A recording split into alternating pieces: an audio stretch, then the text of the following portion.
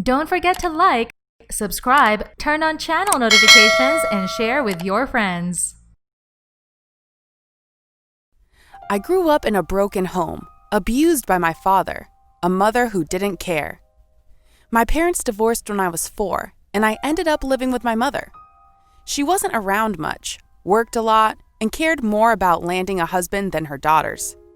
I eventually went to live with my older sister and her husband. That was where it all started. I wasn't the most popular girl in high school, but I had a lot of friends, and things were good. Until a friend of mine had her long-distance boyfriend visit.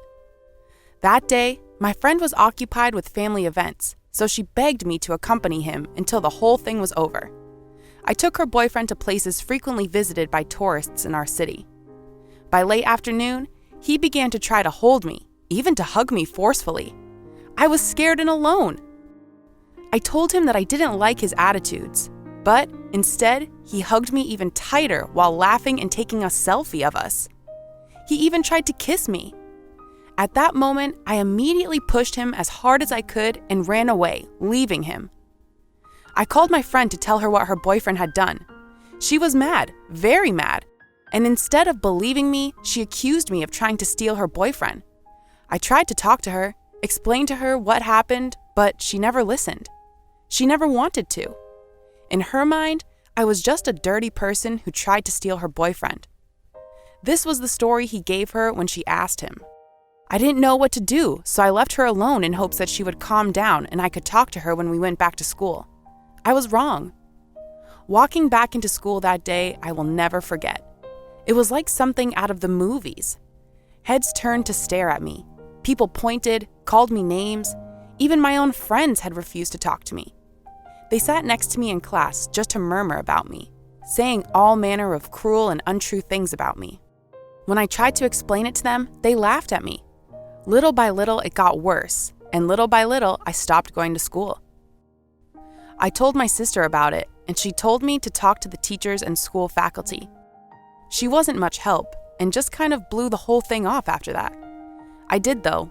I talked to the teachers and the principal, but because I couldn't prove anything, they wouldn't do anything. Bullying was not such the hot topic then that it is now. Feeling like I had nowhere to go, I began frequenting chat rooms on the internet. I was happy for a time. I had begun making online friends who believed and supported me. That is, until one of my old friends from high school just happened to be in the chat I visited. As soon as she saw my screen name, it started. I began getting messages, emails, and phone calls from people I didn't know, calling me lewd names and offering me things no teenage girl should know about. I saved and reported all of it with no effect whatsoever. The internet companies wouldn't even respond to me. The worse it got, the more depressed I got. My only reprieve was gone, and no one would help me. I tried to commit suicide the same year. I wanted to die.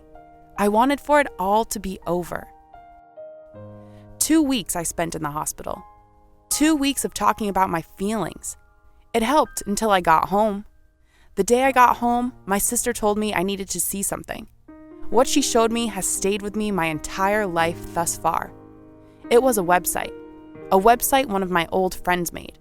It included a message board where people could comment, a forum for the same, a gallery of photos that had been altered with my head on them that people could upload to, and all of my personal contact information. I reported it all to the domain owner, but they did nothing at all. For months, that site remained.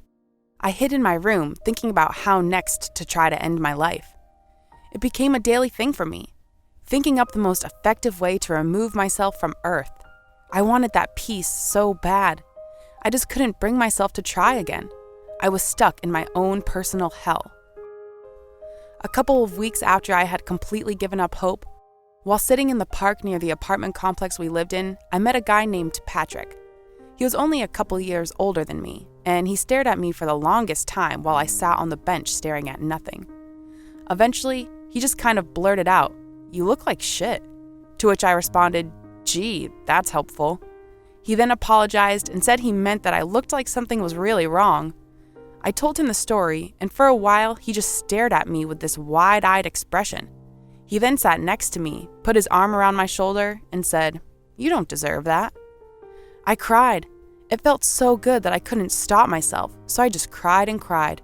He didn't say a word, just sat there hugging me. Afterward, we went our separate ways, but would run into each other rather often. We became very close friends, started hanging out, doing things together. I eventually showed him the site and everything my old friends had done. He was angry. I enjoyed that because no one had ever been angry in my honor since it all started. He went home still pretty angry, but the next day he called me and told me to check the site again. I did, and it was gone. The entire site was gone. He had somehow gotten the thing taken down. I simply could not believe it. It didn't stay down long, however, but every time a site with my name on it came up, I would get a call from Patrick and it would be gone the next day. It took me a very long time to get the truth out of him as to how he was doing it, but I soon learned that his mother was a private investigator and he contacted the sites on my behalf with threats of further legal action. It took some time, but eventually the website stopped showing up and I could once again talk to people online. I eventually transferred to Patrick's school. He was by my side every day, and because of him and his mom, I had the confidence to make new friends.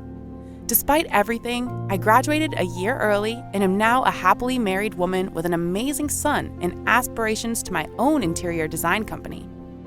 Of course, Patrick is still my best friend and now has a family of his own. We get together for the holidays and whenever else we can manage.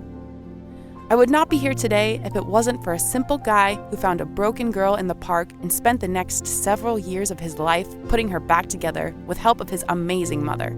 It is because of them that I now wish to do all I can to help people who are in similar situations. I didn't deserve the treatment I got. No one does. My advice to anyone in this situation is to reach out. Reach out to anyone you can. Tell your story no matter how much it hurts. Let the world know what is being done to you. Let someone save you the same way I was saved. Most importantly, keep smiling. One day, everything will be all right.